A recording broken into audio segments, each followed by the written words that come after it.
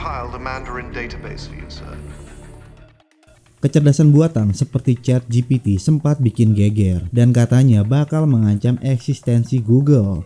Kali ini kita bakal bahas beberapa fakta ChatGPT. Apa aja yang ditawarin sistem ini, benefitnya, dan kenapa ChatGPT dianggap sebagai masa depan kecerdasan buatan atau AI.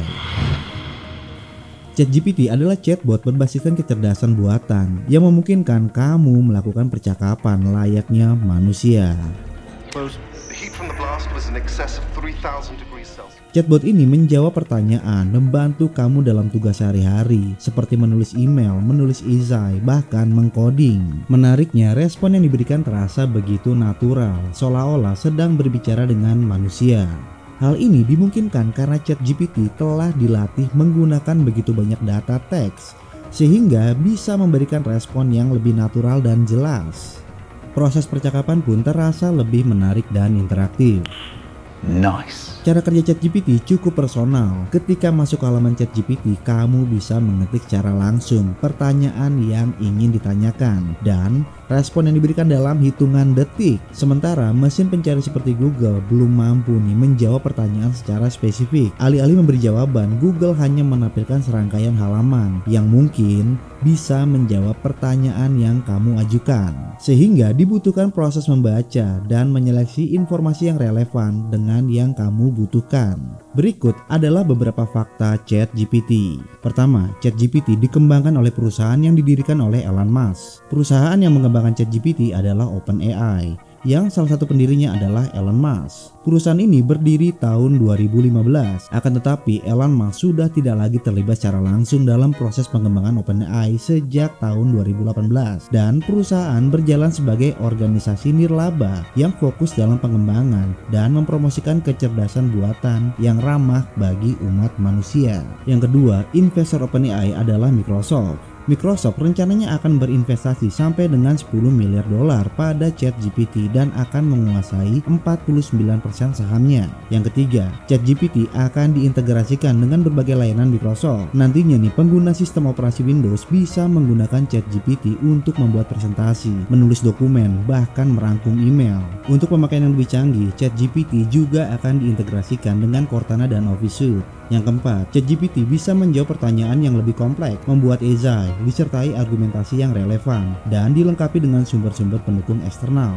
Ini bakal ngebantu kamu dalam riset dan membuat artikel-artikel ilmiah. Yang kelima ChatGPT solusi jangka panjang bagi konten kreator. Ketika dilakukan pengetesan, ChatGPT bisa bermain dengan bahasa dan berekspresi dengan kreatif, sehingga bisa dimanfaatkan untuk menulis puisi, penulisan kreatif, bahkan mengubah lagu. Yang keenam, ChatGPT bisa menerjemahkan teks bahasa yang berbeda. Untuk bisa berinteraksi dengan ChatGPT, kamu nggak harus bisa berbahasa Inggris. Kamu cukup bertanya menggunakan bahasa yang kamu kuasai dan ChatGPT ini bisa meresponnya dengan baik. Uniknya, responnya terasa natural dan tidak terasa sebagai mesin penerjemah yang sedang menjawab pertanyaan. Yang ketujuh, ChatGPT mampu merespon konteks pertanyaan kamu. ChatGPT bisa memahami dan mengingat konteks pertanyaan kamu. Meski kamu mengajukan pertanyaan yang berbeda-beda, ChatGPT tetap bisa mengenali konteks dari pembicaraan kamu dan memberikan jawaban yang relevan. Yang kedelapan, subjek percakapan yang bisa kamu lakukan dengan ChatGPT tak terbatas. Kalau kamu nggak punya teman dan mau curhat, ChatGPT bisa jadi teman setia kamu. ChatGPT bisa memahami kamu secara emosional dan berempati. Bahkan ChatGPT ini bisa memberikan saran yang menenangkan. Jika saya sudah merasakan hati saya yang sangat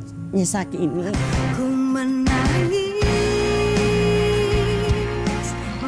kalau dilihat dari deskripsi di atas, ChatGPT bertindak sebagai personal assistant yang bisa ngebantu kamu kapanpun dan dimanapun. ChatGPT nggak cuma andal tapi juga terpercaya karena informasi yang diberikan kepada kamu sudah terverifikasi.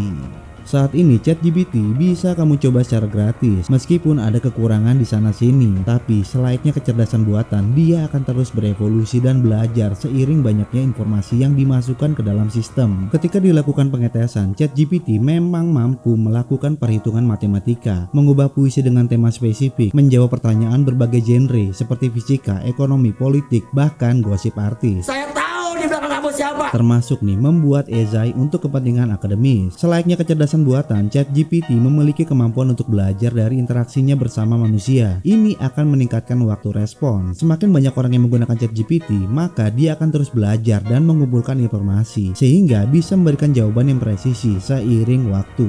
ChatGPT masih jauh dari kata sempurna dan belum bisa menggantikan Google secara keseluruhan, mengingat keterbatasan yang ada. Karena sifatnya chatbot, ChatGPT baru bisa memberikan informasi dalam format teks dan tidak bisa menampilkan gambar. Untuk mengatasi hal ini, ChatGPT masih membutuhkan mesin pencari seperti Google untuk menghindari berbagai referensi yang tidak bisa ditampilkan. Nantinya, ChatGPT akan memberikan referensi link yang mengarah ke mesin pencari untuk informasi lebih lanjut. Versi yang lebih canggih dari ChatGPT akan tersedia dalam bentuk Pro alias berbayar. Menurut info, biaya berlangganannya sekitar $20 per bulan. Beberapa keunggulan dari versi Pro adalah kecepatan respon ketika menjawab pertanyaan dan jumlah batasan pesan yang lebih banyak ketimbang versi gratis. Gimana menurut kamu? Apakah ChatGPT emang secanggih yang digadang-gadangkan atau cuma gimmick belaka?